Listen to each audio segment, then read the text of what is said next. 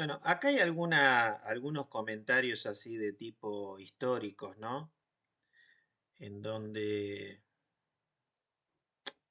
primero lo que apuntamos es que queremos ver cuáles son los efectos de la carga y de la velocidad de deslizamiento sobre la fricción. O sea, en todos los procesos de conformado plástico, en los procesos de arranque de viruta, tenemos asociados a esos procesos, tenemos cargas y velocidades, ¿no?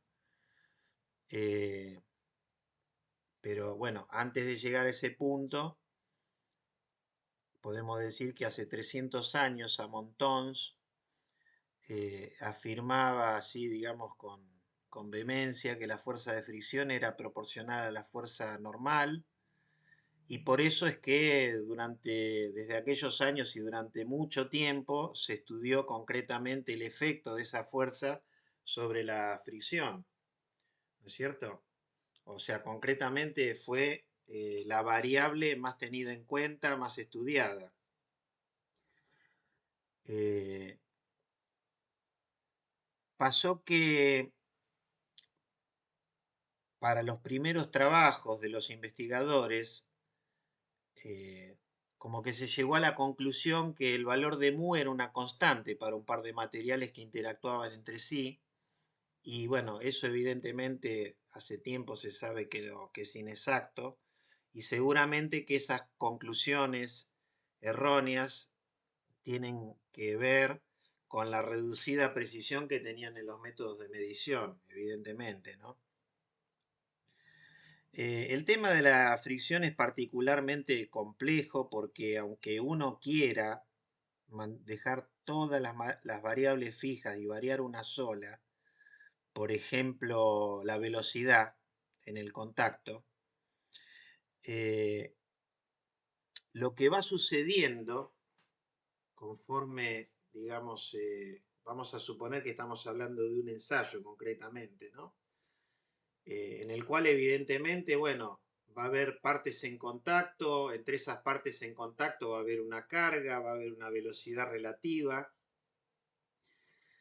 y bueno, para facilitar un poco lo que queremos explicar, vamos a pensar que no hay un lubricante entre las partes en contacto. Evidentemente que conforme vaya avanzando el ensayo, se van a ir modificando las condiciones originales, porque bueno, ya sabemos que las superficies tienen una topografía, esa topografía nos dice que bueno, que las superficies tienen picos, tienen valles, que en función de la dureza de los materiales que están en este par tribológico, bueno, posiblemente habrá algunos picos que se deformen plásticamente, o primero elásticamente, después plásticamente, o si son muy duros que se fracturen. Evidentemente todo eso va a ir modificando la situación original y como consecuencia directa se va a producir un aumento de la temperatura. O sea, un hecho que es totalmente inesperado y bueno, que nos va a introducir una nueva variable en juego que nosotros no teníamos en consideración. Por eso decimos que son todos los análisis en relación a la fricción y al desgaste tienen su complejidad, ¿no? Bueno, los modelos más sencillos de fricción eh, nos hablan de que nosotros tenemos un área real y un área aparente. ¿Por qué hablamos de un área real? Porque en realidad el contacto entre las superficies se da a través de los picos, ¿no es cierto? Y el área aparente sería como si las superficies en contacto, ambas, fueran perfectamente planas, cosa que eso eh, en la realidad física no existe. Entonces, les comentaba que los modelos simples de fricción nos dicen que el área real de contacto se podrían determinar como una relación entre la carga y la dureza del material. Pero bueno, quizás sea más efectivo hacer determinaciones del área real a través de medir las resistencias de los contactos eléctricos. O habría un método de tipo metalográfico, por ejemplo, a través de hacer cortes transversales, aunque en realidad ustedes saben que, bueno, ver los detalles en la superficie, siendo lo pequeño que son por vía metalográfica, en realidad es algo muy, muy complejo, ¿no? Entonces, en la próxima transparencia les voy a mostrar una tabla de unos ensayos realizados por Bowden y Tabor, en donde, en función de las condiciones de carga, establecieron concretamente que la razón entre el área real y la aparente se puede encontrar en el rango de 1 a 1 en 100.000, ¿no? En sus ensayos lo que hicieron fue comprimir muestras planas pulidas de un acero, sí, de un acero bajo un rango variable de cargas y bueno, determinaron esta relación entre las áreas reales y aparentes a través de mediciones de resistividad eléctrica. O sea, lo que va pasando es que a medida que uno va aumentando la carga, va disminuyendo la resistencia de contacto, porque concretamente hay más puntos de contacto entre lo que sería, digamos, llamémosle, no está totalmente descrito el ensayo, pero entre lo que sería el penetrador y la superficie sobre la que nosotros queremos hacer esta evaluación, ¿no es cierto? Entonces, a medida que vamos aumentando la carga, va disminuyendo la resistencia de contacto, porque concretamente lo que va pasando es que la relación entre el área real y el aparente va aumentando, ¿no? Bueno, otra cosa que a mí me llamó la atención es que vieron todos los métodos de medición de dureza, o bueno, no todos, la mayoría de los métodos de medición de dureza, los más conocidos, el método Brinell, los Rowell en sus distintas escalas, los Vickers, el Knupp, y bueno, hay algunos otros, todos están basados en cargas normales, cargas verticales. O sea, el número de dureza concretamente se obtiene a partir de una carga vertical. Y ninguno de esos métodos refleja qué sucede con la dureza del material en el caso de existir una fuerza lateral. Bueno, por esta razón hay un autor norteamericano que se llama Blau, que tiene un libro de tribología específicamente, en donde lo que hizo fue realizar una serie de mediciones de dureza sobre materiales, sobre metales puros, usando dos métodos comparativos, o sea, el convencional y una medición que se llama de dureza por scratch, que es haciendo recorrer, digamos, un palpador, la superficie, digamos, del metal y generando una raya, ¿no? Pero en los dos casos utilizando el mismo tipo de penetrador y la misma carga vertical, ¿no? Entonces, particularmente en el Scratch, dado que se trata de un ensayo, digamos, dinámico, el penetrador se desplaza a 1,2 milímetros por segundo y bueno, resulta un ancho de Scratch W, como está reflejado acá en la parte superior de la transparencia. Entonces, el área proyectada para la medición vertical, o sea, en la medición vertical vamos a tener una impronta circular que va a tener un diámetro, entonces esa área proyectada va a tener una sección que será pi sobre 4 por el diámetro al cuadrado, y la otra en realidad, la dinámica, corresponde, dado que el penetrador se va moviendo, a lo que sería este círculo, pero en realidad dividido por dos. Concretamente el área proyectada es la que está pintada acá en celeste, ¿no? Y bueno, el área del scratch está representada por esta fórmula que está acá. Entonces, ¿qué sucede? Si nosotros relacionamos la razón de las dos durezas, es decir, la dureza dinámica con la que obtenemos el scratch y la dureza estática, nos queda la expresión 13 que está ahí. Y entonces, si los dos métodos nos entregaran el mismo valor de dureza, es decir, que la dureza sería, digamos, independiente del proceso a través del cual se genera la impronta, nos tendría que quedar una relación. ¿Qué quiero decir? Que en la ecuación 13 la relación HS sobre H es igual a 1, ¿no? Entonces, para que eso suceda, la relación entre el diámetro de la impronta con la carga vertical respecto de la del scratch tendría que dar 0,707. Bueno, ¿qué se encontró Blau? Que en ninguno de los casos que estuvo trabajando se daba esta situación, sino que las relaciones son las que están indicadas acá para estos distintos materiales, ¿no? Cadmio, níquel, hierro, molibdeno, cobalto.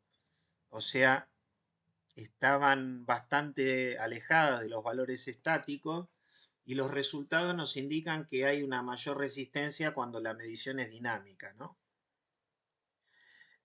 Por eso, bueno, particularmente lo que ofrecía como resultado de su trabajo era eh, que toda vez que en el proceso que nosotros estemos analizando haya, digamos, cuestiones dinámicas asociadas al proceso, está claramente más útiles para hacer la modelización de la fricción y el desgaste que considerar las condiciones cuasi estáticas, ¿no? O sea, llevado al punto de, digamos, del vocabulario que veníamos utilizando en relación a los métodos aproximados, sería un caso utilizar como un método de límite inferior y el otro un método de límite superior, ¿no?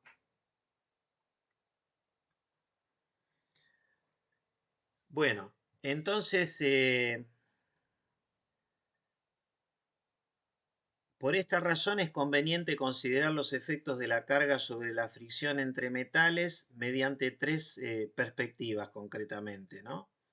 Está el tema de la persistencia de los films, o sea, nosotros tenemos dos metales en contacto, tenemos una carga o cargas entre ellos, tenemos una, digamos, una velocidad relativa. Entonces, el proceso si ocurre, digamos, en un ambiente, ¿cómo decirlo? En un ambiente normal, o sea, al aire libre, por decirlo de algún modo, bueno, se van a formar óxidos. Esos óxidos, evidentemente, van a afectar la fricción si es que las fuerzas tangenciales que aparecen ahí en la zona de contacto son insuficientes para desprenderlos. También puede pasar, y bueno, esto también Alberto lo estuvo experimentando en un trabajo metalográfico que estuvo haciendo sobre una serie de ensayos pin on disc, en donde se veía concretamente el efecto de la presión de contacto. Digamos, el ensayo es un ensayo sencillo, en donde tenemos un disco que rota y un pin que hace contacto en un punto y entre ambos hay una velocidad tangencial y sobre el pin hay una carga. Entonces, bueno, esa situación de esa combinación de carga, velocidad y bueno, del paso del tiempo va provocando una modificación en el material, en el material, digamos, nosotros en los ensayos estuvimos usando pines de metal duro y aceros de bajo carbono, con lo cual prácticamente el desgaste se concentró en los discos. Entonces, bueno, nada, se fueron alterando las condiciones de contacto y evidentemente, más allá de que no lo terminamos reflejando en el trabajo, se fue produciendo una paulatina modificación del coeficiente de fricción. Este, Y bueno, después está la cuestión asociada a la que se habla de las transiciones de desgaste, en donde el proceso de desgaste en sí va alterando el estado de la superficie, lo podemos asociar a la cuestión del filo de la herramienta de corte nuevo respecto del filo de corte de la herramienta que se va desgastando con el mecanizado, y evidentemente eso va a afectar las condiciones de fricción. De hecho, la, y yo la verdad que no lo puedo asegurar al 100%, ¿no? Pero la inmensa mayoría de las modelizaciones, de las simulaciones eh, que uno puede encontrar en publicaciones sobre procesos de arranque de viruta, corresponden a filos de herramienta nuevos. Y bueno, todos sabemos por las mediciones experimentales que conforme los filos de las herramientas se van desgastando, y lo mismo pasaría si tuviéramos la posibilidad de trabajar con una prensa de forja instrumentada que midiese la carga en cada golpe conforme la matriz, las superficies de la matriz de forja se vayan desgastando, las cargas van a ir en aumento porque va a ir aumentando la fricción. Entonces, bueno, por eso se habla de lo que son las transiciones de desgaste, ¿no? Eh, de todo esto que comentamos, lo que uno puede terminar resumiendo es que eh, la dependencia del coeficiente de fricción con la presión de contacto, con la carga, con la velocidad, no puede ser generalizada, y que bueno, como les decía en algún momento, es un tema complejo, ¿no es cierto? Por eso, bueno, en alguna medida cuando uno hace un trabajo experimental, los trabajos experimentales son en las condiciones que se hicieron esos ensayos, para esos materiales, para esas condiciones de, digamos, de ambientales. eh, Nada, las conclusiones que uno pueda emitir están restringidas a ese trabajo que uno hizo. Y prácticamente o muy difícilmente se pueda extrapolar a otra condición de trabajo, ¿no? Y bueno, yendo al tema de la velocidad y su influencia sobre la fricción, eh, ya venimos comentando que el tema de la velocidad es recurrente en todos los procesos de mecanizado, de conformado plástico, tanto que una manera de alterar la energía disponible en la intercara de esos metales que están en contacto es variando la velocidad de deslizamiento, ¿no? Entonces, si nosotros tenemos una fuerza de fricción que siempre va a ser el resultado de multiplicar el coeficiente de fricción por la carga normal que haya entre esos dos metales, cuando esa fuerza actúa durante una distancia x va a producir un trabajo de fricción igual a mu por n por x. O si lo multiplicamos por la velocidad a esa fuerza de fricción, o sea, si hacemos mu por n por b, lo que vamos a tener en alguna medida es el consumo de potencia generado por esa fuerza, y nos va a permitir estimar el aumento de la temperatura en la intercala de contacto, ¿no? Este tema fue estudiado por este inglés Thomson en el agujereado de cañones concretamente, o sea, son unos trabajos del año 1800 o un poquito antes, en donde él fue capaz de hacer una estimación que el 90 al 95% de la energía de fricción se convierte en calor, y el resto es para deformar el material mientras se va creando una nueva superficie, ¿no? Entonces, bueno, ya desde aquellos años se vislumbraba la necesidad de tratar de equilibrar de otra manera esa relación para hacer que el proceso sea más eficiente, ¿no? En términos de que el consumo de energía se vea reflejado eh, en el desprendimiento de viruta más que en la fricción. Entonces, bueno, eso llevó a la utilización de los fluidos de corte, de la modificación de las geometrías de las herramientas, a, digamos, al estudio más meticuloso de las condiciones de mecanizado, etc. Bueno, y si bien es cierto que en la mayoría de los estudios efectuados la tendencia es que la fricción disminuye con la velocidad, como ya les comentaba antes, tampoco es que esto lo podemos generalizar, ¿no? Así que bueno, Perdón, una cosa. sí, Eh, con la velocidad disminuye la fricción, pero también aumenta la temperatura, ¿o no? sí, Entonces la temperatura no aumenta por fricción, pero aumenta por velocidad. Es como que igual nos afecta. sí, pero viste que en el medio de todo eso también va ocurriendo un proceso de desgaste. Sí. Entonces, bueno, es como que en realidad que las condiciones van variando, no digo de manera continua, pero van variando permanentemente, ¿no? Y todas a la vez. Y todas a la vez. Por Ok. eso, por eso la complejidad, ¿no? Sí. Eh, yo me acordaba que capaz que después estaría bueno si vos la pudieras compartir ahí en el grupo, Alberto. ¿Viste las imágenes que vos tomaste de la huella del 1212? Que la del 1212 es la más significativa en términos de lo que pasó por debajo del pin, ¿no? Porque es Sí. la que tiene la mayor deformación. Este,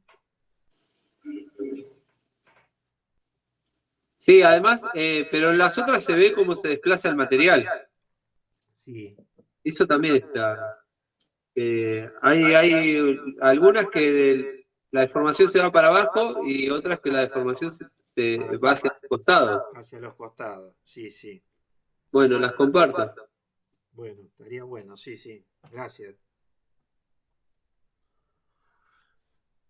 Bueno, entonces ahora, digamos, este trabajo era fricción, desgaste y lubricación. Entramos en la parte de desgaste. En principio decir que hay tres formas principales por las cuales los cuerpos pierden su utilidad, ¿no? Porque se vuelven obsoletos, porque se rompen o porque se desgastan. O sea, podríamos dar ejemplos de cada uno. Eh, obsoletos, por ejemplo, a mí se me ocurre obsoletos las máquinas herramientas, ¿no? O sea, una máquina herramienta me refiero a un torno, una fresadora, son equipos a los cuales uno les exige un determinado grado de precisión, porque a partir de la precisión que esas máquinas tengan, es la calidad de las piezas que nosotros podamos fabricar. Y evidentemente, conforme va pasando el tiempo de uso de la máquina como que se va volviendo obsoleta en términos de la precisión, lo que no quiere decir que la tengamos que descartar, porque a veces se le puede hacer, se llama retrofitting, cuando a la máquina se la vuelve a poner en una condición como de nuevo, pero bueno, el equipo va sufriendo una obsolescencia, ¿no? Rotura, bueno, piezas que en condiciones de servicio fallan por diferentes razones. Bueno, ayer estuvimos viendo varios casos que nos presentaba el ingeniero del IAS, no me acuerdo el nombre, Batagel. Batagel. Bueno, ahí vieron, nos mostró creo que 3 casos de colapsos de estructuras, ¿no? Que a mí la segunda, esa que tenía la rotura frágil, me llamó mucho la atención, cómo se había fracturado, ¿no? Porque, bueno, eso está esa estructura estaba hecha a partir de chapas laminadas en caliente seguramente y se había roto como si fuera fundición de hierro gris. Este, y bueno, desgaste es el proceso bueno, que sucede en los motores de combustión interna, en las herramientas de corte, en las matrices, en los rodillos de laminación, etcétera, ¿no? Se nos pueden ocurrir montones de ejemplos. El desgaste se lo puede definir como una pérdida gradual de material y que, bueno, es el resultado de ahí dice de una acción mecánica, en realidad es de una serie de acciones mecánicas. Y una característica distintiva de los procesos de desgaste es que si las cosas están bien diseñadas, habría que aclarar que la cantidad de material que va siendo removido es pequeña, ¿no? Si no, bueno, evidentemente la cosa no se diseñó convenientemente. Ahora, que el proceso de desgaste sea lento, no quiere decir que no sea firme y continuo, que es concretamente lo que les pasa a los motores de combustión interna. Todos sabemos que un motor naftero en promedio y antes de ser abierto para reacondicionar los metales y dura alrededor de unos 300.000 kilómetros, ¿no? Los motores diésel, bueno, duran mucho más porque en realidad trabajan a muy bajas vueltas. Quizás, no sé, 2.000 vueltas como valores altos. Entonces, bueno, los motores de diésel de los camiones, de los colectivos, y es normal que duren, no sé, 1.000.000 de kilómetros, sin necesidad de ser abiertos. Pero bueno, también destacar que no siempre el desgaste tiene una connotación negativa, ¿no? Porque, sí, o más que el desgaste, yo diría, sí, bueno, desgaste, fricción, porque claro, nosotros podemos escribir porque el grafito de los lápices se transfiere al papel, ¿no? Podemos caminar porque existe la fricción. Podemos conocer el estado de alineación de un vehículo si nosotros observamos la superficie de los neumáticos. Bueno, y así se nos podrían ocurrir un montón de situaciones, ¿no?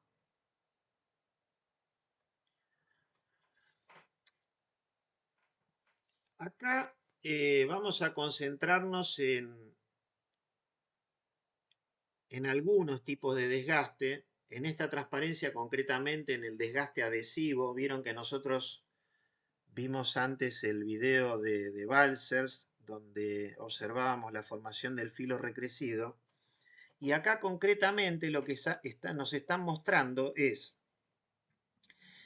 eh, esta imagen que está acá arriba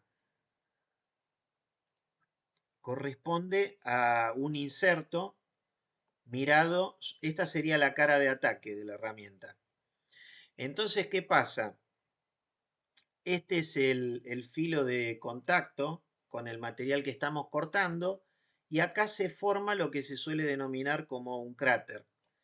Y estas líneas que se ven acá, que tienen esta direccionalidad, son un indicativo del flujo de viruta, que el flujo de viruta, bueno, iría en este sentido y arrollándose por encima de esa superficie, ¿no?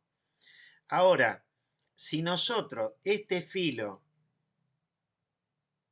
que yo les marqué acá, lo miramos de costado, ¿no es cierto?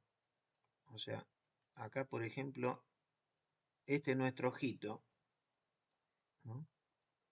Ahí está el ojito. Si lo miramos de costado, lo que vamos a observar es esto que está acá. O sea, tenemos, esta sería la cara de incidencia, este sería el filo de corte, y acá todo esto es filo recrecido, que como les decía antes se escribe así, está escrito acá abajo, ¿no? BUE, Built Up Edge.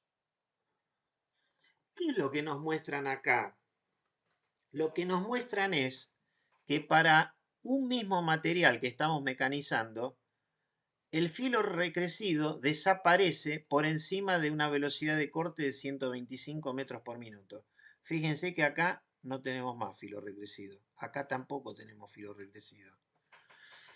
Entonces, la formación del filo recrecido, una de las formas que hay para minimizarlo o para hacerlo desaparecer en alguna medida, para controlarlo, si lo queremos decir de una mejor forma, tiene que ver concretamente con utilizar herramientas recubiertas, con utilizar fluidos de corte que, por ejemplo, tengan unos aditivos que se llaman de extrema presión, que esos aditivos lo que hacen es adherirse, eh, bueno, son elementos, compuestos químicos que se adhieren al filo de la herramienta e impiden la formación del filo recrecido, o también si nosotros subimos la velocidad de corte, ¿no?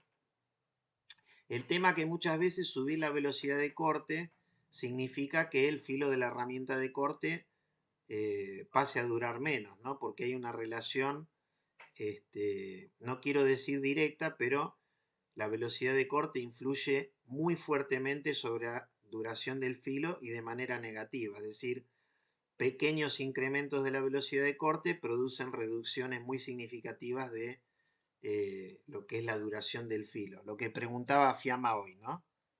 O comentaba Fiamma hoy. Sí, sí, sí. Bueno, acá por ejemplo tenemos desgaste, imágenes de desgaste abrasivo. Eh, Esto evidentemente están hechos, estos surcos están hechos como, ¿cómo decirlo? Adrede, ¿no?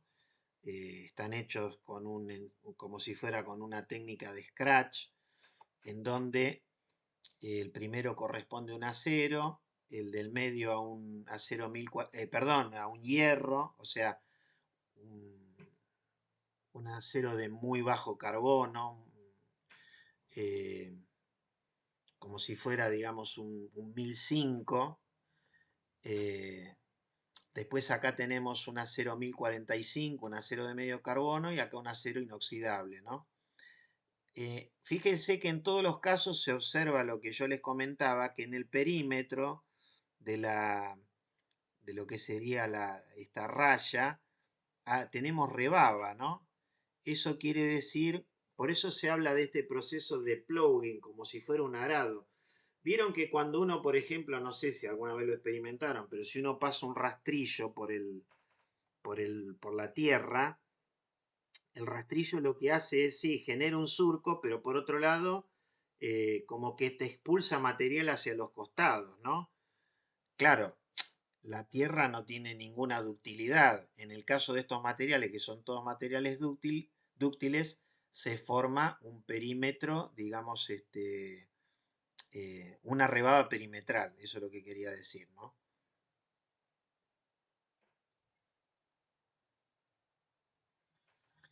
Bueno, eh, hay un libro, que yo no sé si lo tengo en algún lado.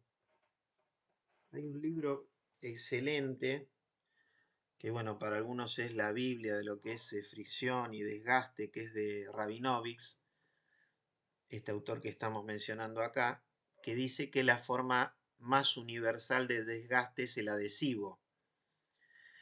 Y que lógicamente que ni el adhesivo ni ninguno de los tipos de desgaste que hay no se pueden eliminar. Lo que se puede hacer es tratar de controlarlo, tratar de reducir la tasa de desgaste.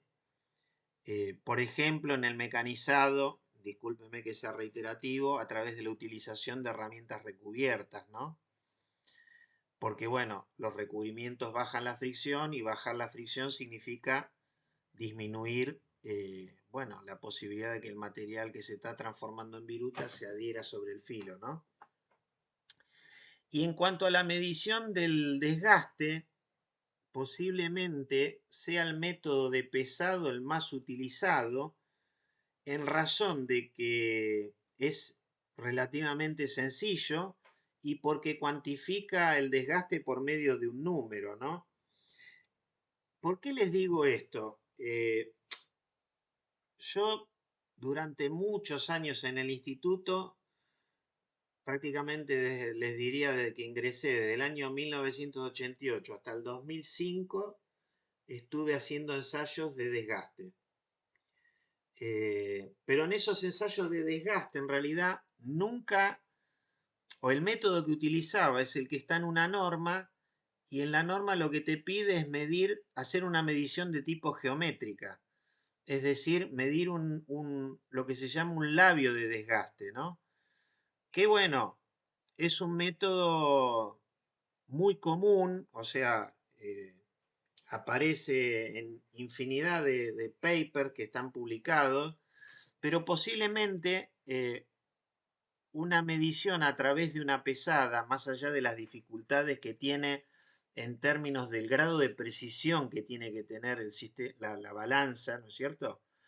Eh, en el caso de tener la precisión requerida o de que la tasa de desgaste sea importante, a mí me da la sensación como que uno obtiene un valor mucho más preciso del deterioro del material que se está desgastando, ¿no? Pero bueno, si nosotros queremos pesar, evidentemente que la pieza que está en evaluación tiene que poder ser extraída del mecanismo de deslizamiento fácilmente. Y no solamente eso, sino que se la debe someter a un proceso de limpieza, porque evidentemente en todos los procesos, en todos los ensayos se forman debris. Esos debris pueden quedar dando vuelta por ahí y están aportando, digamos, a los errores que pueden haber en términos de la cuantificación del desgaste, ¿no?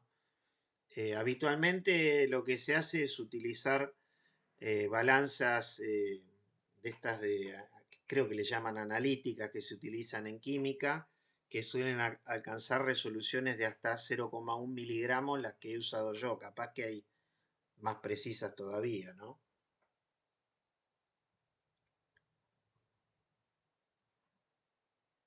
Bueno, eh, ahí estaba mirando que Alberto compartió dos imágenes, eh, y ahí yo no me acuerdo, Alberto, cuál es cuál. No sé si vos... eh, la de arriba es la del 1018, ¿o no?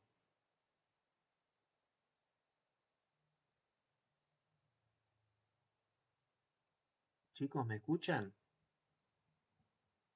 Sí, profe, ¿se escucha? Ah, Sí, las estoy mirando, las estoy mirando. La de arriba es la del 1018, la de abajo es el 12L14. ah, Yo la sigo. Entonces la del 1212 no la pasé. ah, Porque en realidad sí la pasé, pero tenía otro aumento, entonces la borré. Ahora la paso. está bien, está bien. Pero sí, las identifiqué por la cantidad de plomo del 12L14 y Sí. por la cantidad de carbono del 1018. Ahora ya pasó la del 1212. Fíjense, vieron que las caras de arriba parecen como si fueran unas circunferencias de un radio muy grande, ¿no?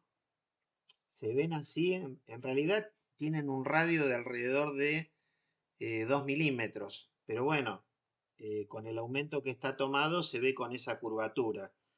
Debajo de esa superficie que estuvo en contacto con lo que les decía el pin de metal duro, se ve que hay toda una zona deformada plásticamente que, bueno, puede, no sé, así por decirlo en promedio, tiene alrededor de, digamos, 100 micrómetros de profundidad.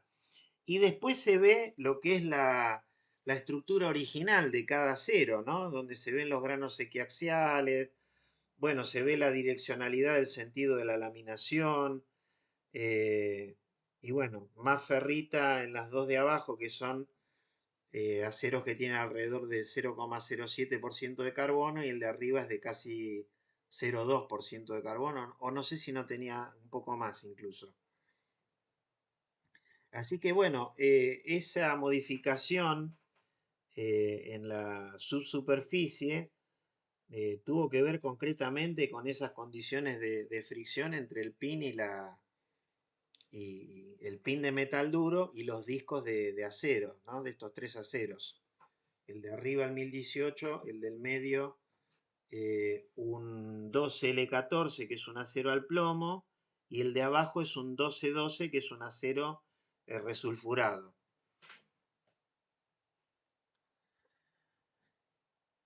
Bueno, Vamos a ahora enfocarnos en la fricción en el mecanizado. En alguna medida, imágenes parecidas a esta que tenemos en esta transparencia ya hemos visto. En el mecanizado nos aparecen tres fuentes de calor. Tenemos la fuente de calor correspondiente a la deformación plástica del material transformándose en viruta, la zona 1. Tenemos la zona secundaria, en donde normalmente en la bibliografía se la asocia mayoritariamente a una zona que genera calor por fricción, la zona 2 o secundaria, como decíamos, y después en la medida que el filo de la herramienta de corte se vaya desgastando, nos aparece la zona terciaria, la zona 3, de manera tal que así a grandes rasgos podemos decir que el calor total generado en el mecanizado se compone de un calor por deformación plástica y otro calor por rozamiento, ¿no es cierto? Esa sería la generación.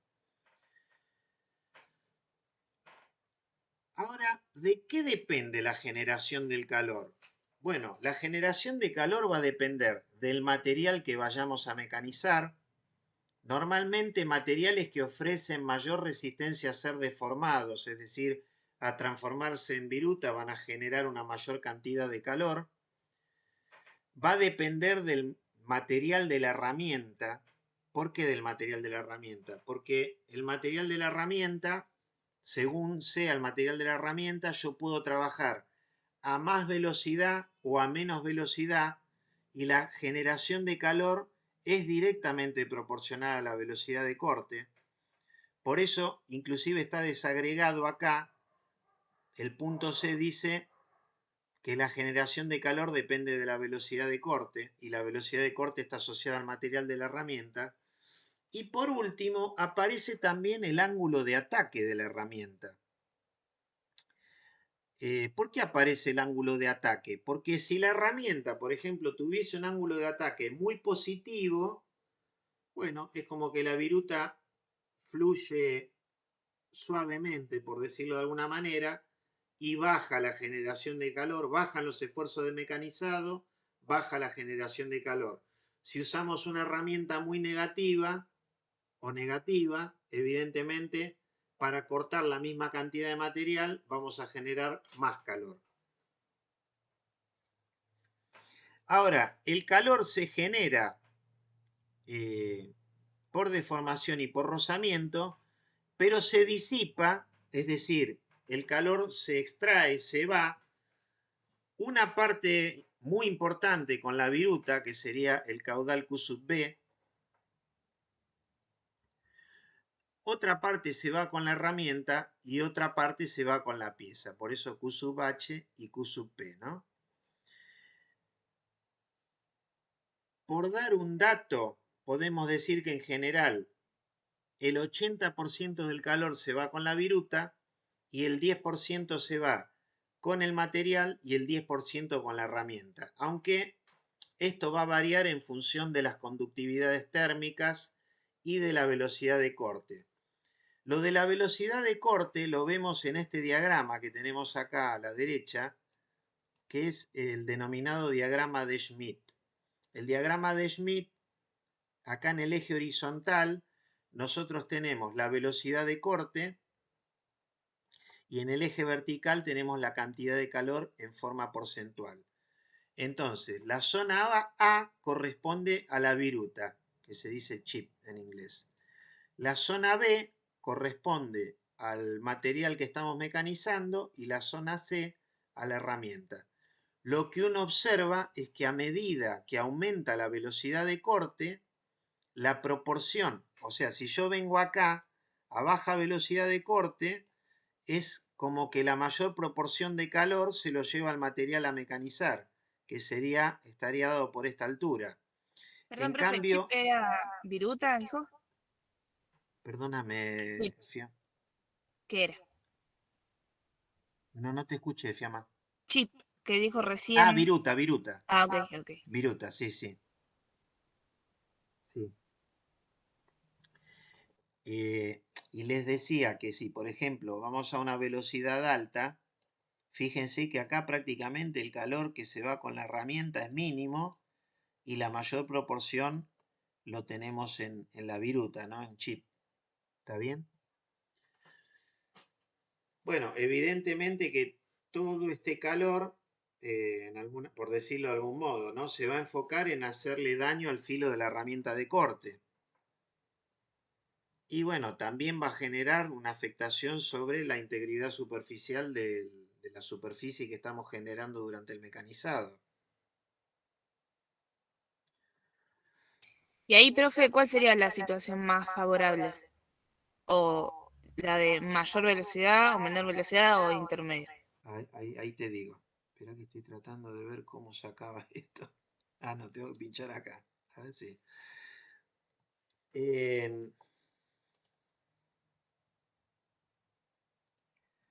Bueno, mira, es un equilibrio difícil. ¿Por qué? Si vos, vamos a suponer que las herramientas, si las herramientas no se desgastaran, cosa que, bueno, nada, es una utopía, ¿no? Si no se desgastaran, vos quisieras siempre mecanizar a la mayor velocidad de corte, o sea, usar la mayor velocidad. ¿Por qué? Porque los tiempos de producción son inversamente proporcionales a la velocidad. Entonces, mayor velocidad, menor tiempo de producción. Ahora, ¿qué pasa? ¿Qué limitante tenés vos? Que si aumentás la velocidad, tenés que cambiar los filos de las herramientas muy seguido.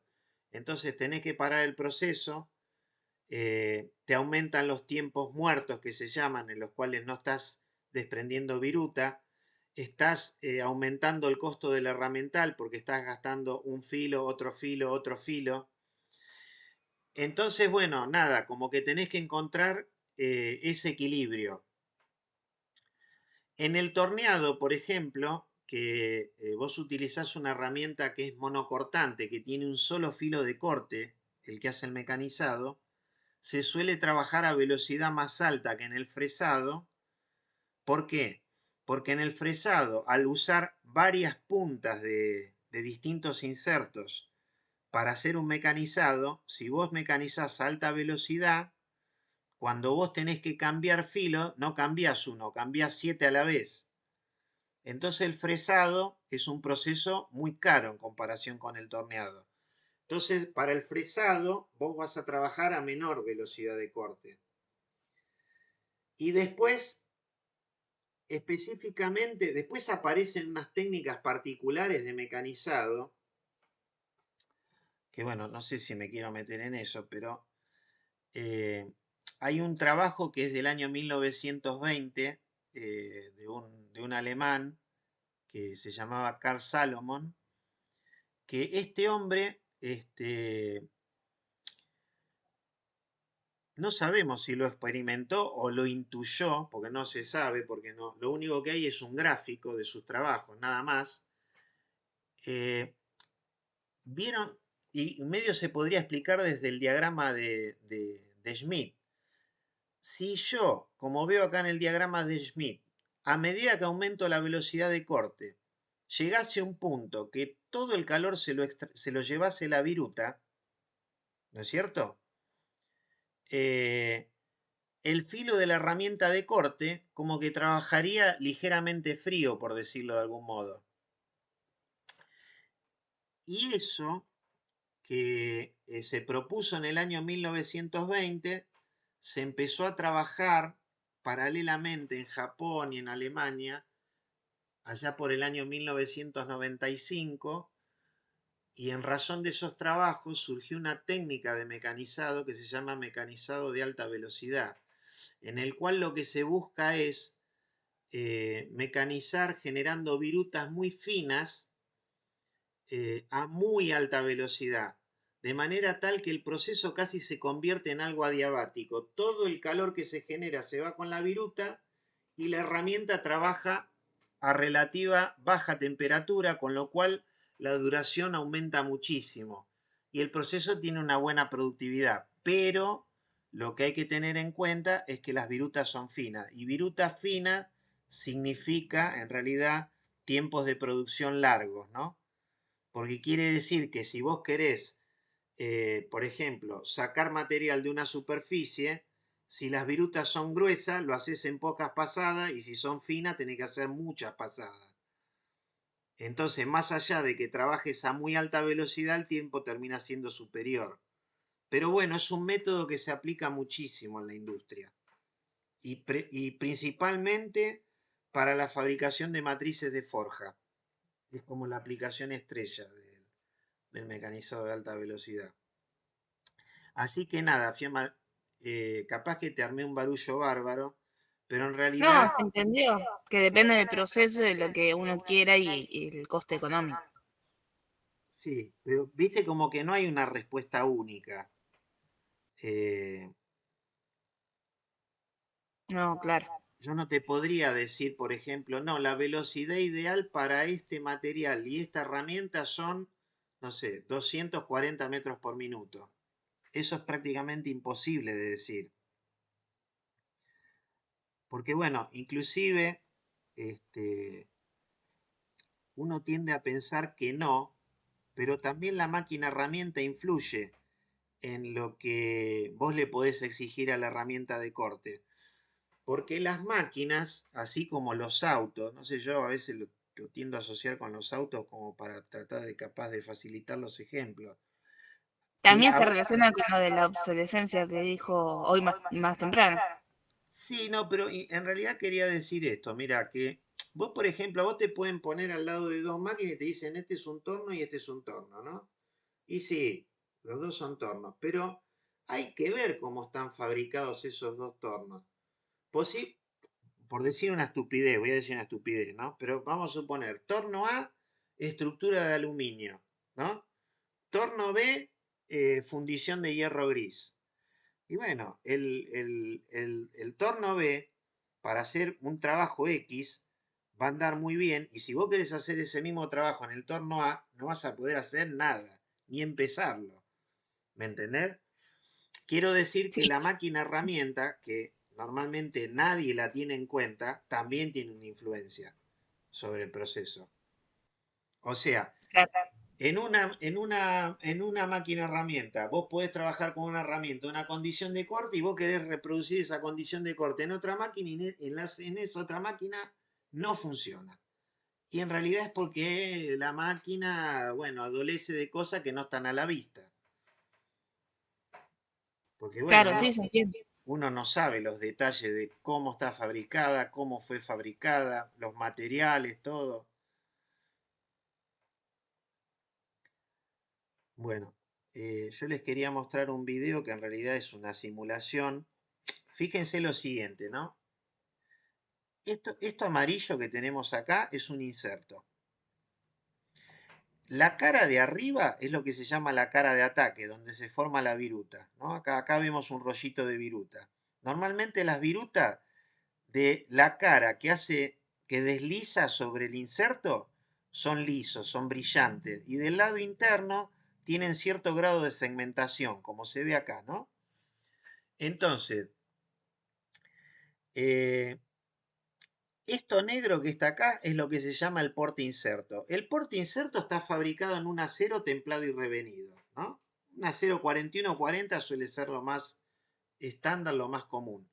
Ahora, ¿por qué la parte cortante es tan chiquitita y está fijada acá en la punta del porte inserto?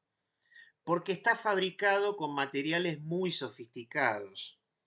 O sea, los sustratos suelen ser, por ejemplo, carburo de tungsteno, carburo de titanio, carburo de tantalio, carburo de niobio, carburo de hafnio, y eso mezclado con cobalto, por ejemplo, en diferentes proporciones. Los recubrimientos pueden ser de nitruro de titanio y aluminio, de nitruro de titanio, aluminio y cromo, de alúmina, no sé, infinidad de tipos de recubrimientos. Entonces, como son materiales muy sofisticados, la manera económica de fabricar las herramientas de corte es justamente a través de darle una forma así pequeña, fijada mecánicamente en la punta de un portainserto, ¿no?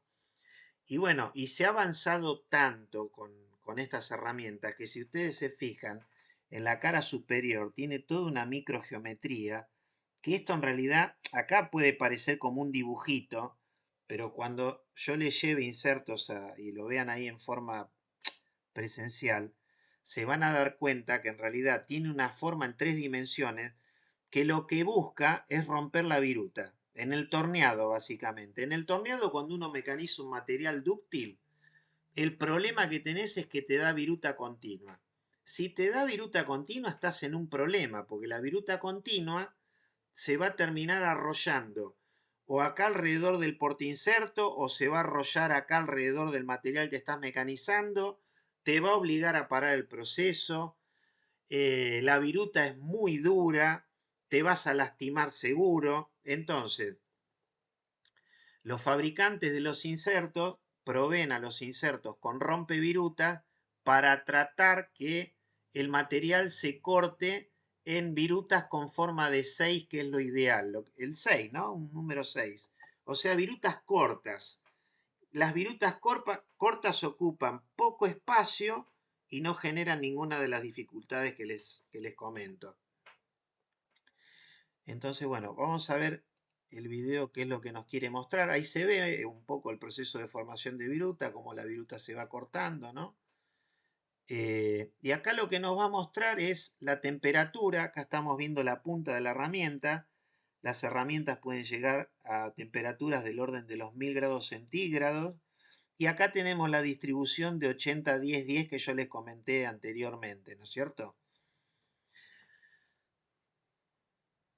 No sé si quieren que lo repita.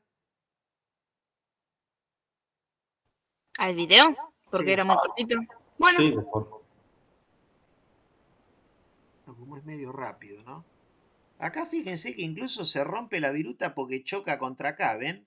Y ahí se eso es parte. lo que decía del 6, que ahí se Sí, forma sí, el 6. viste que tiene una formita así. Bueno, acá está un poco la... Fíjense que las temperaturas están muy cerca, la concentración de alta temperatura en la punta propia de la herramienta, ¿no? Por eso es como que siempre decimos que el proceso de mecanizado está muy concentrado, muy localizado, ¿no? En esta zona. O sea, acá tenemos, fíjense, esta zona sería la zona terciaria acá, que se ve con este color. Acá tenemos la viruta, acá tenemos el plano de cizallamiento y acá tenemos la punta de la herramienta. O sea, todo está pasando en un lugar muy, muy pequeñito. La verdad, sí. Y bueno, eh, nosotros cuando veamos de mecanizado, hablemos de mecanizado en esa clase que le vamos a destinar al efecto, eh, bueno, vamos a ver que hay 7 tipos de materiales que se emplean para fabricar herramientas. O sea, tenemos el acero rápido, acá está, ¿no? El acero rápido. Tenemos los metales duros, están los metales duros recubiertos. Después hay un material que se llama Cermet, que no está en esta gráfica. Están el CBN es Cubic Boron Nitride, o sea, nitruro de boro cúbico. Tenemos los materiales cerámicos y el diamante, que es un diamante artificial, ¿no? Se llama diamante policristalino o PCD, Polycrystalline Diamond. Bueno, ¿qué es lo que vemos acá? Vemos la temperatura que aguanta el filo de la herramienta según el tipo de material. Este valor para el acero rápido para mí es ligeramente alto, ¿no? Porque nos están diciendo 700 grados. Los aceros rápidos, dependiendo del tipo de acero rápido, quizás hasta 620 grados, aguantan después aguantan, pero se ablandan. O sea, se empiezan a revenir. Y al revenirse pierden la capacidad de corte, ¿no? El material que resiste más alta temperatura son las herramientas cerámicas. Tanto que, bueno, yo no tengo un video ahora para mostrarles, pero eh, tanta temperatura resisten que pueden trabajar a condiciones de corte tan pero tan exigentes que la viruta se pone naranja. Y una viruta naranja se trabaja en seco, ¿eh? La herramienta cerámica no se puede usar fluido de corte, porque es muy frágil y no tiene, no resiste los cambios térmicos. Entonces, la viruta se pone naranja. Naranja debe ser, es por encima de los 1000 grados. No sé bien, 1200, por ahí será. O sea, es una temperatura que está bastante cerca de la temperatura de fusión del material que se está mecanizando si es un acero, ¿no? Entonces, bueno, nada, que los distintos materiales de herramienta tienen distintas capacidades de resistir la temperatura y la temperatura es función de todo lo que comentamos antes, ¿no? Y a mí me gusta comentar que nosotros tuvimos la suerte de, en el año 2014, el INTI firmó un convenio con la Unión Europea y la Unión Europea le dio asistencia técnica a empresas del NOA y del NEA de Argentina y también le compró equipos a los centros de INTI que están en el norte, en el de Chaco, Misiones, Jujuy. Y también, como parte de, bueno, de todo lo que se hizo, vinieron expertos, ¿no es cierto? Y bueno, uno de los que vino fue Norberto López de la Calle, que está mencionado acá, que Norberto me hizo conocer un software que se llama Searwave Advantage, que es el software fue el resultado de un trabajo, o sea, sería el resultado del doctorado de un doctorando canadiense. O sea, como resultado de su trabajo, desarrolló un software que, bueno, se llama Searwave Advantage, ¿no? Y las cosas que, había cosas que eran interesantes que comentaba. Por ejemplo, el software te mostraba cómo cuando vos mecanizás aluminio, prácticamente haga lo que hagas en términos de la velocidad de corte, la temperatura estaba siempre alrededor de los 160 grados porque el aluminio tiene una conductividad térmica muy alta. Entonces, evidentemente, que ese material te conviene trabajarlo a alta velocidad, porque el filo de la herramienta de corte casi que trabaja frío. E inclusive el material en alguna medida, digamos, al serlo trabajado a mayor velocidad de corte, hay una suerte de reblandecimiento localizado que todavía te facilita el mecanizado, ¿no? Pero, por ejemplo, cuando se hacían las simulaciones con el acero inoxidable austenítico, que tiene una conductividad térmica muy baja, pequeños cambios en la velocidad de corte te llevaban la temperatura de 600 a 900 grados. Y entonces, como que así ponías en riesgo el filo de la herramienta de corte, ¿no? Por esto de la temperatura que puede soportar cada filo de herramienta en función de con qué material esté fabricado. Y bueno, acá aparece, este es un viejo conocido nuestro, el diagrama de Strebeck que yo le comentaba hoy a Daniel, si mal no recuerdo, en donde, a modo de repaso, decíamos, nosotros tenemos acá en el eje horizontal el parámetro de lubricación o de Hersey o de Sommerfeld, que es la viscosidad por la velocidad dividido la carga normal. Acá tenemos los coeficientes el coeficiente de fricción y después tenemos los regímenes de lubricación, el hidrodinámico, la lubricación, régimen de lubricación mixta y el de borde, ¿no es cierto? Y después, bueno, cuando es metal-metal tenemos fricción seca, ¿no? Acá dry friction. Entonces, yo les decía que bueno, me tomé el atrevimiento de hacer una extrapolación con este diagrama de Strebeck a lo que es el mecanizado. Y fíjense que acá me hago una pregunta que dice, ¿la lubricación tiene la capacidad de influir sobre la fricción entre la viruta y el plano de ataque de la herramienta? O sea, ¿qué estoy queriendo decir ahí? Discúlpeme, o no, o lo podemos ver acá, ¿no? Lo podemos ver acá. Imagínense que yo tengo un pico con fluido de corte y el pico lo oriento de manera tal que el flujo del fluido de corte se ubique acá entre la cara inferior de la viruta y la cara de ataque de la herramienta, ¿correcto?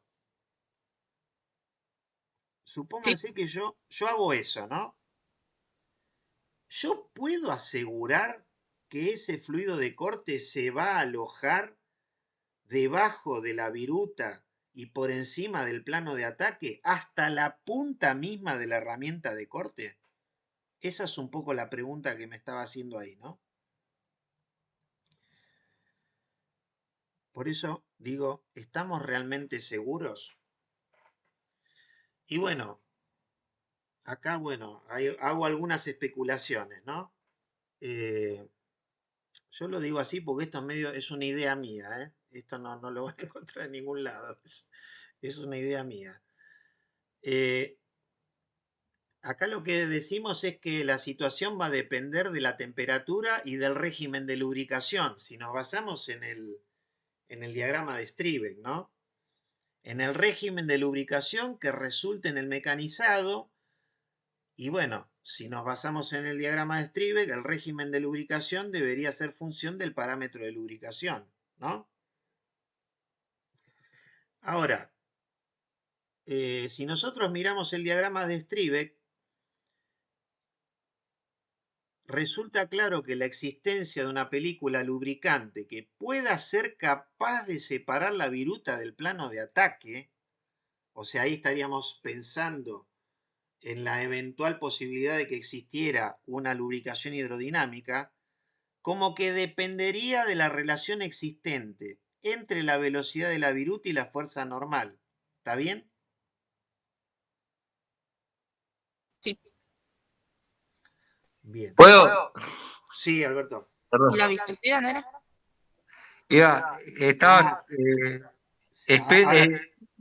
Estaba esperando que termines de explicarlo, pero no me aguanto. Dale, dale. ¿Qué hago? ¿Espero que termines? No, dale, dale. Y si yo, en vez de querer ubicar el lubricante entre la herramienta y la pieza a mecanizar, ubico el lubricante antes de que la herramienta entre en contacto, lo ubico sobre la pieza a mecanizar. Sí. Entonces, cuando la herramienta entre en contacto, el lubricante ya va a estar ahí. El tema es que debería ser lo suficientemente viscoso como para que la fuerza normal no lo desplace. Sí. Mirá, ¿No? la verdad que nunca lo había pensado así, pero estoy seguro y convencido de que ese fenómeno sucede, porque en realidad vos habrás visto cómo es el tema de orientar el flujo del fluido de corte, que en realidad moja la punta de la herramienta, pero moja un montón de lugares, entre ellos lo que vos acabás de mencionar. No sé si Sí, te sí, respondo. es un gran tema en la industria. Sí, claro, lógico, sí. Cómo se apunta, e incluso hay veces que ponen varios picos al mismo proceso de mecanizado. Sí, Hay sí, claro. una sola pieza siendo mecanizada con una sola punta y hay 3 o 4 picos bañándolo. Sí, claro, sí, sí. Bueno, Sí, sí. Bueno, hay para hablar de esto muchísimo, ¿no? No te digo ok. que es casi una materia, pero más o menos. Fiamma, lo que te quería decir que es adrede que yo saqué la viscosidad de ahí. ¿Por qué saqué la viscosidad? Porque en realidad, como la temperatura en la punta de la herramienta es muy alta, sinceramente que nadie sabe qué es lo que pasa con la viscosidad, pero vieron que la viscosidad es función de la temperatura. Ah, claro, sí. Sí. Entonces, ¿qué sucede con la viscosidad? A mí me da la intuición, esto lo digo desde la intuición, que debe tener mínima incidencia en la punta de la herramienta. No hablo de lo que dice Alberto, que me parece muy atinado el comentario. Igual, profe, ¿te puedo hacer una consulta? Sí. Vos poné de vuelta el video, ¿podés ponerlo? ¿Mm? Porque el inserto tiene una forma que si vos te das cuenta hay un espacio entre, justamente el dibujito, entre la punta. Espera, que quiero, esto quería sacar. Sí, vos Porque, decís acá. claro, ahí. Si vos pusieras ahí donde dijiste la incidencia de lubricante, justamente creo yo que caería en esa parte que hay como un espacio Vos entre sabés la que, viruta. Daniel, eh, vos sabés que hay algunos porta insertos, como este que está acá, que tienen unos picos para orientar el flujo, que se habla de flujo de precisión, que están en esta zona, o sea, están alrededor del inserto y que a vos te permite regular y orientarlo con mucha precisión, valga la redundancia, en esta zona, ¿no? Pero de todas formas, el problema cuál es, que vos acá tenés una presión de contacto muy alta, tenés temperatura, o sea, tenés carga, temperatura, velocidad, o sea, que el fluido de corte lo arrojes con precisión, con velocidad, con presión en esta zona, no significa que pueda llegar a la punta misma de la herramienta, a ubicarse en la zona de la punta misma entre la cara superior de la herramienta y la inferior de la viruta. ¿Sí? Sí, Pero sí. bueno, igual medio como que después vamos a atar algunos cabos sueltos que hay por ahora. Ok, entonces nos quedamos con la de Beto, poner 45 puntas y No, mojarlo. se usa eso también, ¿eh? Se usa, sí. Bueno, ahora, nosotros, o sea, ¿cuál es el objetivo que estamos hablando de mecanizado? Porque queremos hablar de la fricción en el mecanizado. Porque de hecho, estamos hablando de fricción, desgaste y lubricación, ¿no es cierto? Entonces nosotros queremos ver qué pasa con la fricción en el mecanizado, ¿no? Eh, yo imagino, digo imagino porque no me acuerdo, pero imagino que en la clase de mecanizado nos vamos a referir a un modelo de formación de viruta que se llama de Merchant.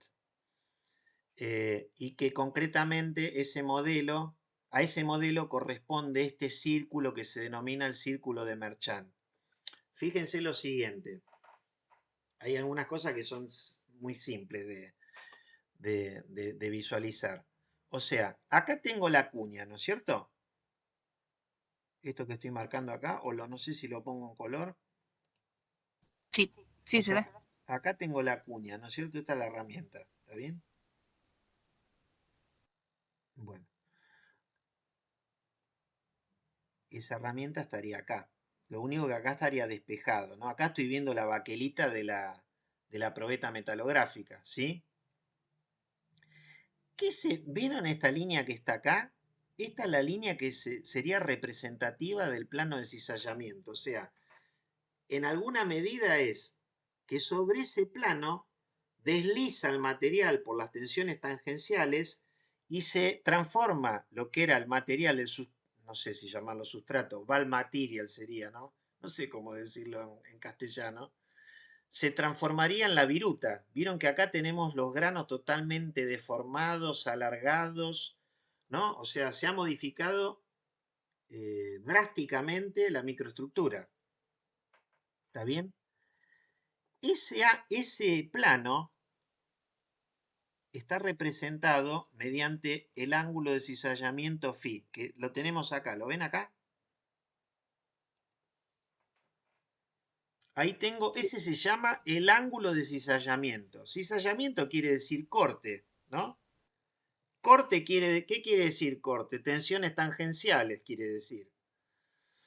Entonces, en el círculo de Merchant, acá estamos viendo tres agrupamientos de fuerzas. Si yo, por ejemplo, tuviera la posibilidad de instrumentar una máquina, o sea, un torno, por ejemplo, ¿qué quiero decir con instrumentar? Con poner encima de la máquina un dispositivo de medición de fuerzas que se llama dinamómetro, que me permite medir las fuerzas durante el mecanizado. Al final de la presentación esta, que lo vamos a ver la clase que viene, les voy a mostrar cómo son los dinamómetros. Si yo puedo hacer eso, con los dinamómetros puedo medir estas dos componentes. La fuerza que se denomina fuerza de corte o tangencial y la fuerza de flexión F sub F. Estas dos fuerzas se combinan en el plano y forman la resultante R, ¿correcto? ¿Está bien? O sea, lo único que les dije es que hacemos un proceso de torneado con la herramienta puesta o sea, arriba del torno pongo el dinamómetro y adentro del dinamómetro la herramienta. Con esa herramienta hago un ensayo de torneado y el dinamómetro me permite levantar el valor de la fuerza de corte y de la fuerza de flexión que ocurrieron durante el mecanizado. Es decir, tengo esos dos valores. Yo compongo esos dos valores, me dan una resultante en el plano. ¿Está bien? Sí. Una resultante en el plano, pregunto, ¿en cuántas direcciones yo la puedo descomponer?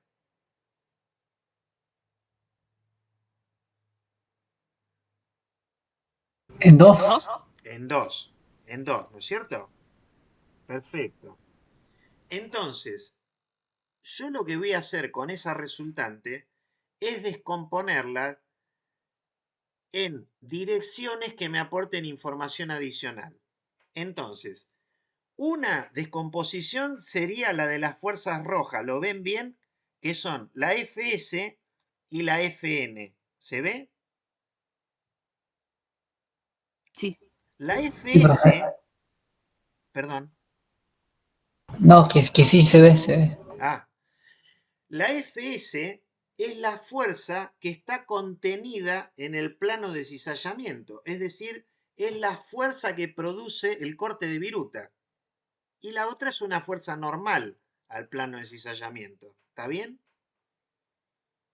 O sea, de la roja, la que me manda es esta, la que me interesa, es la Fs, porque es la fuerza que está contenido en el plano de cizallamiento Φ. ¿Sí? Y la otra descomposición que me interesa es la siguiente. Fíjense las fuerzas que están en verde. ¿Qué les parece que es la fuerza F? ¿Qué representa la fuerza F?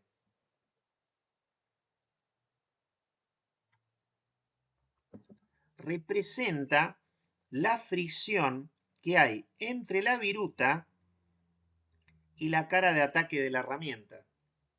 Y esta, la N, es la fuerza normal, tal que la tangente de este ángulo ρ, ¿no es cierto? La tangente es F sobre N, la tangente del ángulo ρ es el coeficiente de fricción. ¿Está bien? Bueno, por ahora lo que les quería comentar en relación al círculo de Merchant es esto.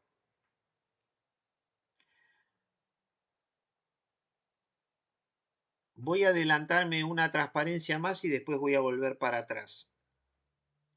Se puede demostrar, trabajando con el círculo de Merchant y ya no considerando, vieron que ahí estábamos trabajando en el plano, o sea, en una condición de corte ortogonal se llama. Si trabajamos en un corte tridimensional,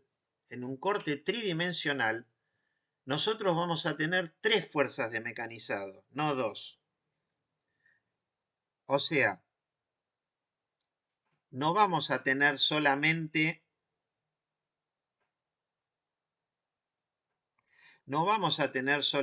la FC y la FF, sino que vamos a tener otra fuerza que va a estar, digamos, perpendicular a la pantalla que estamos mirando, ¿no? Entonces vamos a tener 3 componentes de los esfuerzos de mecanizado. Entonces, para un corte tridimensional, se puede demostrar, en el apunte está demostrado a un paso anterior a esto, porque es bastante complejo el tema, ¿no? Pero se puede demostrar que el coeficiente de fricción se puede determinar con esta expresión que está en verde. ¿Qué necesito saber yo para determinar el coeficiente de fricción en una operación de mecanizado? Necesito conocer la fuerza de corte, la fuerza de flexión, la fuerza pasiva, que es la que no estaba dibujada en aquel diagrama. Necesito el ángulo de ataque, que bueno, ese es un dato siempre. Y necesito conocer el ángulo de posición. Ahora les voy a mostrar qué es el ángulo de posición. Por eso, si me permiten, vuelvo una transparencia para atrás. Fíjense, en la imagen de la izquierda, nosotros tenemos un proceso de torneado, ¿no? En donde, ¿vieron que acá está indicado un ángulo de 90 grados? Este es el ángulo que se llama de posición. Es el ángulo que forma el filo de la herramienta respecto de la superficie mecanizada. Si yo tengo un ángulo de 90 grados, solamente tengo dos fuerzas y se habla de un corte ortogonal. Pero lo general es que vos tengas un ángulo menor de 90 grados. Entonces acá vos vas a tener un valor de phi menor de 90, vas a tener tres componentes. Entonces en el mu, en el coeficiente de fricción, te van a aparecer las tres componentes, FC, FF, FP, y los ángulos gamma y psi. ¿Me siguen?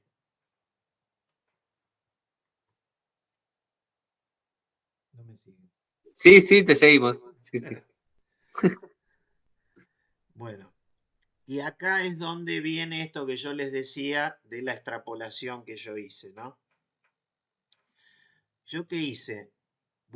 Me puse a buscar papers donde hubiese tablas de valores de esfuerzos de mecanizado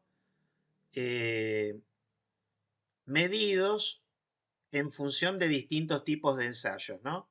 Entonces, encontré este trabajo de Toubans, que está citado en la bibliografía del apunte, ¿no? Este trabajo de Toubans nos permite analizar la influencia del avance sobre la fricción. Entonces, acá tenemos los datos generales, ¿no? Ensayo de torneado, el material es un Inconel 718, sistema de lubricación convencional, inserto de metal duro redondo de 8 milímetros, con un ángulo de ataque de 5 grados y un ángulo psi de 14,5 grados. ¿De dónde surge ese valor? Disculpen que me cuesta horrores dibujar, pero el tema es así. Vos tenés que el inserto corta una profundidad de pasada y el ángulo surge de tirar una tangente entre acá y acá, ¿no? Porque bueno, esto es redondo en realidad. Esa tangente da estos 14,5 grados. Bueno, la profundidad era 5 décimos, ¿ven? Acá está. Todos los ensayos se hicieron con profundidad de 0,5. Hubo dos niveles de avance de 0,1 y 0,3 y se trabajó a 35 metros por minuto de velocidad de corte, 52,5, 70 y después se repitió. ¿Correcto? Se midieron los valores de las fuerzas de corte, de flexión y la pasiva, y esto lo calculé yo, ¿eh? Los valores de mu los calculé yo aplicando esta fórmula que está acá. Y después di un paso más y me tomé el atrevimiento de hacer una suerte de diagrama de Strebeck en donde acá tengo en el eje vertical el coeficiente de fricción y en el eje horizontal la relación entre la velocidad de la viruta y la fuerza N, que es la... Porque, ¿qué pasa? Fíjense, vamos un poquito para atrás, ¿no?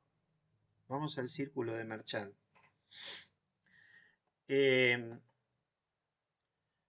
La viruta en realidad desliza sobre la cara de ataque, ¿no es cierto? Esa sería la velocidad de deslizamiento.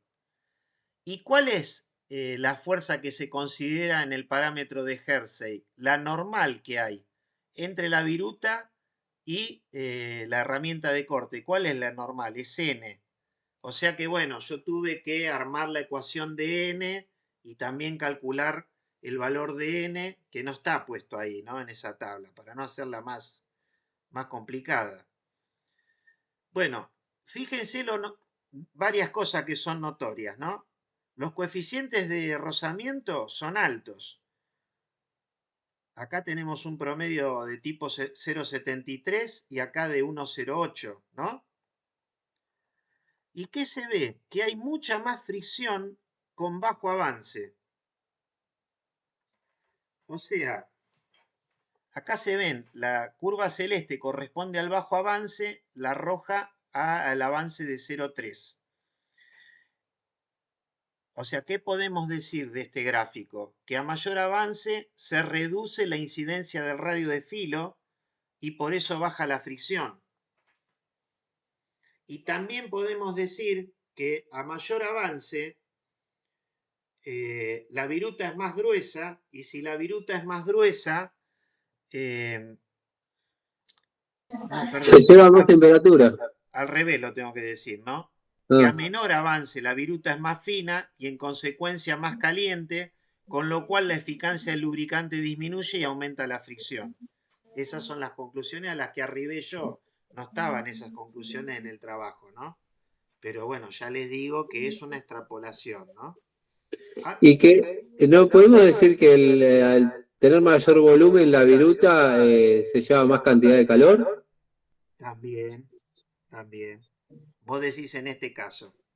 Sí, en los porcentajes de que que el 80% se iba con la viruta, el 10% en la herramienta y el Sí, 10% en la pieza, que va a ser mayor si la viruta es más grande. sí, sí, es Que posible, sí. cualquiera pensaría lo contrario, de que a la viruta más grande genera más fricción, o sea, es contraintuitivo. Pero no, es contraintuitivo hasta que vos pensás, suponete que el avance es un infinitésimo, Alberto. Sí, Sería como vos tener el material rotando y la herramienta detenida. ¿A vos qué te parece que va a pasar con la herramienta? sí, se va a calentar, se va a friccionar. Se va a destruir el filo de la Sí, sí, herramienta.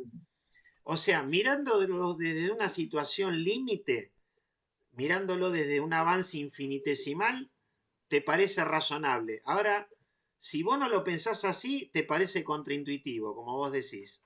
claro, ok. Bueno, y fíjense otro caso. Este me gusta más todavía que el anterior, pero no está tan desarrollado.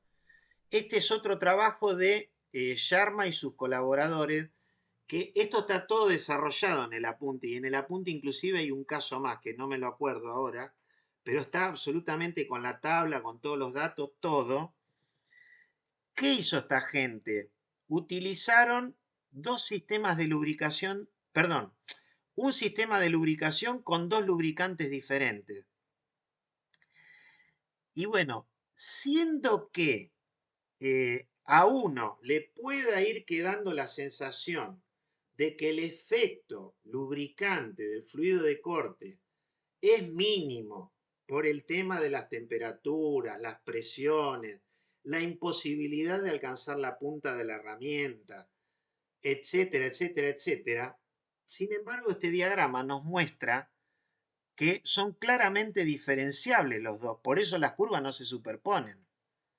O sea, claramente el lubricante que está con la línea trazada en rojo es un lubricante que genera una fricción, no sé si decir significativamente menor, pero es menor, ¿correcto? O sea que el método este de medir esfuerzos en un proceso de mecanizado y hacer esas operaciones de mecanizado con distintos lubricantes tiene la sensibilidad para poder diferenciar las características en el comportamiento de esos lubricantes. Eso es lo que les quería decir, ¿no?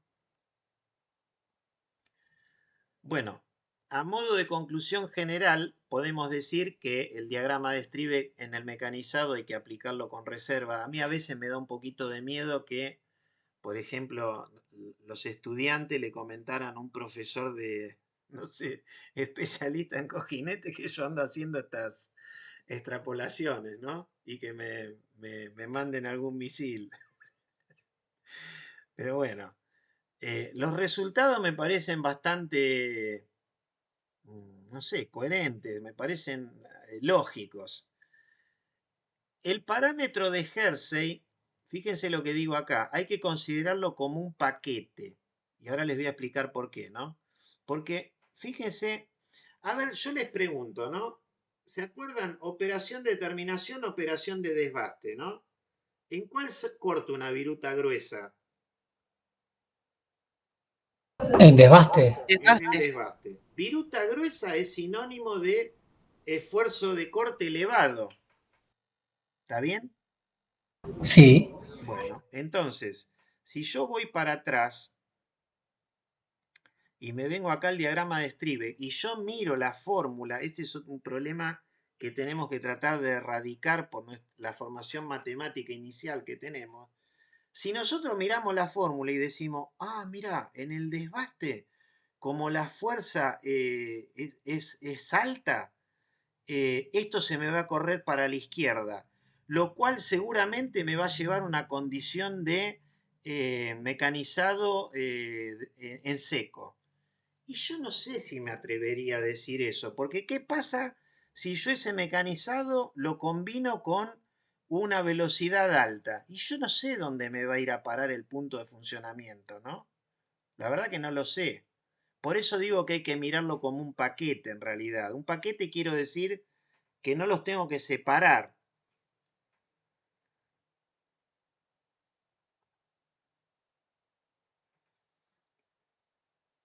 Bueno, en el parámetro de Hertz interviene la viscosidad cinemática, que yo no la consideré en ningún momento, no porque no tenga incidencia, sino porque no tenemos ni idea cómo es su ley de variación con la temperatura, ¿no? Otro comentario es que los valores de fricción calculados son muy altos y similares a los obtenidos por Micheletti y Astakov, que yo les había mostrado una cantidad de valores que Astakov levantó también de papers y lo puso en uno de sus libros. Y bueno, están en este rango, ¿no? A ver, ¿a qué hora estamos? ¿Me soportan un rato más? Sí, sí. Sí, sí. Bueno. Fíjense que, o sea, está bueno en realidad tratar de cerrar esto porque hubo un investigador ruso del cual lamentablemente, claro, como todos sus trabajos los realizó, digamos, cuando estaba el régimen comunista en Rusia, es imposible conseguir el libro de este hombre, de Sorev, pero él en alguna medida explicó lo que estaba pasando en el mecanizado, ¿no? En relación a por qué los coeficientes de fricción son tan altos, concretamente. Y bueno, ¿qué es lo que hizo Sorev? O sea, desde el punto de vista práctico es algo muy sencillo, ¿no? ¿Ven este diagrama, este esquemita que tengo acá a la derecha? O sea, se armó la herramienta de corte adosado a un sistema que tiene un pivote acá atrás, ¿no es cierto? Puso a mecanizar la herramienta y en un momento le pega un golpe con una masa. Y lo que hace es detener el proceso de corte de manera instantánea. Después, ¿qué hizo Sorev? Lo que hizo fue despegar, no sé si es la palabra más feliz, la viruta de la superficie de ataque de la herramienta, observar ambas superficies, digamos, por microscopía óptica, supongo, ¿Y con qué se encontró? Con que las superficies tenían la misma topografía.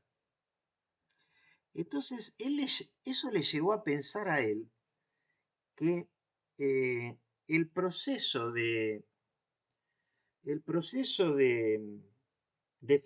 perdón, que la fricción es tan elevada que en una zona del contacto el flujo o el deslizamiento de la viruta se detenía.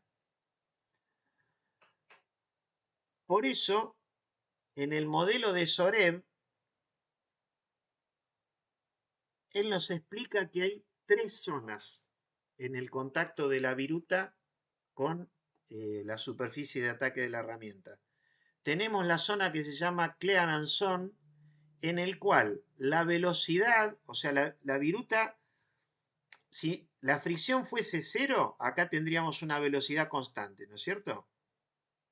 Ahora, como la fricción no es 0, y es más, por lo que nosotros medimos en forma experimental es muy alta, en la clearance zone, que tiene una longitud muy pequeña, posiblemente menos de 1/10 de longitud, o sea, en una zona aledaña al radio de punta, la velocidad baja abruptamente a 0, tal que en una zona del contacto, que se denomina sticking zone, la viruta no se desliza, sino que lo que pasa es que la viruta se comporta como si fuera discúlpeme de nuevo la digresión, ¿no? Se comporta como si se tratase de un fluido muy viscoso, ¿no es cierto? Que el fluido muy viscoso en contacto con las paredes de la cañería prácticamente detiene su movimiento y después, bueno, se va deslizando a través de las tensiones tangenciales también, ¿no? Pasada esa zona, aparece la tercera zona, que es la de sliding zone, que es la zona de deslizamiento, con una fricción menor y la viruta nuevamente empieza a deslizar. Entonces, el modelo de Sorev es el que se considera actualmente explica esos altos coeficientes de fricción. Y bueno, del modelo de Sorev se pueden extraer varias conclusiones. Primero, que la fricción es variable, porque si decimos que en un lugar es 0, que en otro lugar baja la velocidad desde un valor a 0 y en el otro va aumentando, evidentemente que la fricción es variable. Que en la sticking zone, que es la zona donde se detiene el deslizamiento de la viruta, es muy alta. Que probablemente los valores que se estiman de fricción a través de este método de medición de la fuerza de mecanizado pudieran representar un promedio de esta fricción variable. A lo largo de la longitud de contacto, que yo no se las presenté, la longitud de contacto es este valor LC, que es concretamente la zona en la cual la viruta hace en contacto con la cara de ataque de la herramienta. O sea, en el gráfico siguiente sería hasta acá, hasta estos 4 décimos, ¿no? Esto sería la longitud de contacto, concretamente. Después ya la viruta se empieza a separar, y ni bien se empieza a separar, el coeficiente de fricción pasa a ser 0, lógicamente. Bueno, entonces en la sticking zone nos encontramos siempre como si se tratara de un régimen de lubricación en seco, lógicamente. Ahora, algunos autores refieren a la posibilidad que sucedan regímenes de lubricación de borde, los que están más a la izquierda, y se basan en 2 motivos. La rugosidad, que hace de reservorio de lubricante, y el lubricante accede a la rugosidad por capilaridad entre la cara inferior de la viruta y la cara superior de la herramienta. Y segundo, que sería IO quizás, por la reacción química de algunos aditivos que suelen tener los fluidos de corte, IO del material que se mecaniza con la cara de ataque de la herramienta, típico de lo que sucede con los aceros de corte libre, los aceros como 2 de las imágenes que les mandó al grupo Alberto, el 1212 y el 12L14. Las presiones y temperaturas existentes en la zona de contacto hacen que la viscosidad del fluido de corte prácticamente que no tenga ninguna influencia, ¿no? Bueno, Bueno, ahí está lo que decía Fiamma, y lo que decíamos con Fiamma, que a el ver, tema de la viscosidad, sí, de que iba a ser, que si fuese por la viscosidad, el fluido de corte iba a ser desplazado por la fuerza normal, sí, simplemente. Ok. sí, sí. Igual yo creo, mirá, viste que la inmensa mayoría de los fluidos de corte que se utilizan son base agua. Son 94% de agua, 6 de aceite, ¿no? El agua tiene una temperatura de evaporación de 100 grados. O sea que el agua, ni bien puesto en contacto, por eso siempre uno mira, digamos, el mecanizado y siempre ve humo y respira humo. Y yo el aceite no sé cuánto más alto es su temperatura a la cual se tiende a evaporar. La verdad que no lo sé. O se combustiona o... Por eso, fíjense, siguiendo, después de todo lo analizado, se nos hace difícil comprender el rol lubricante de un fluido de corte, ¿o no? Ahora, esto queda acá entre nosotros, ¿eh? Esto no se lo digan a los que venden fluido de corte porque me matan. Pero bueno, sin embargo, podemos afirmar varias cosas favorables del rol lubricante, porque vimos claramente cómo los fluidos de corte pueden ser diferenciados. ¿Se acuerdan el trabajo ese de Sharma? ¿No? Se veía claramente cómo había una diferencia en el comportamiento y se veía reflejado en las mediciones experimentales. También se puede afirmar que es probable que la acción sea más eficaz en los mecanizados interrumpidos, por cuanto le va a ser más factible al fluido de corte mojar la zona de contacto. Y esta idea está un poco en relación a lo que decías vos, Alberto, cuando decías el fluido de corte mojando la superficie previo a ser mecanizado.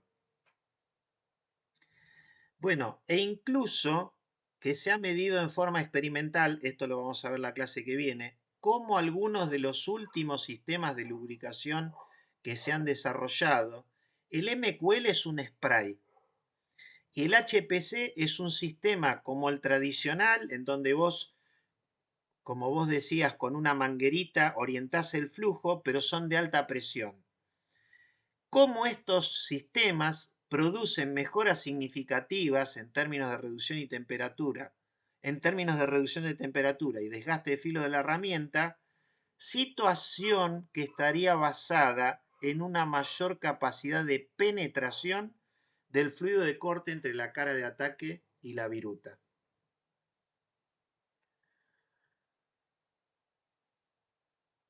Bueno, vamos a terminar acá si les parece. Bueno, perfecto. Bueno, Ok. 22:00, ¿eh? Una cosa más. Lo que pasa a veces cuando uno pone muchas mangueritas o muchos picos para refrigerar o para lubricar, lo que termina pasando es que le solicita demasiado líquido Sí. al depósito, lo cual hace que baje el nivel muy rápido Y y baja la tarda presión. en pasar por toda la máquina, tarda en bajar de vuelta el líquido. Claro. Entonces, para poder alimentar 3 bombas, tenemos que poner depósitos más grandes, y los depósitos más grandes son costosos, porque el fluido de corte también se degrada con el tiempo. Sí, sí. Y no es lo mismo cambiar 100 litros que cambiar 400, sobre todo para el bolsillo del capitalista, ¿no? Escúchame, la semana próxima vamos a comentar algunos sistemas muy interesantes alternativos que resuelven bien muchos problemas que hay en el mundo del mecanizado.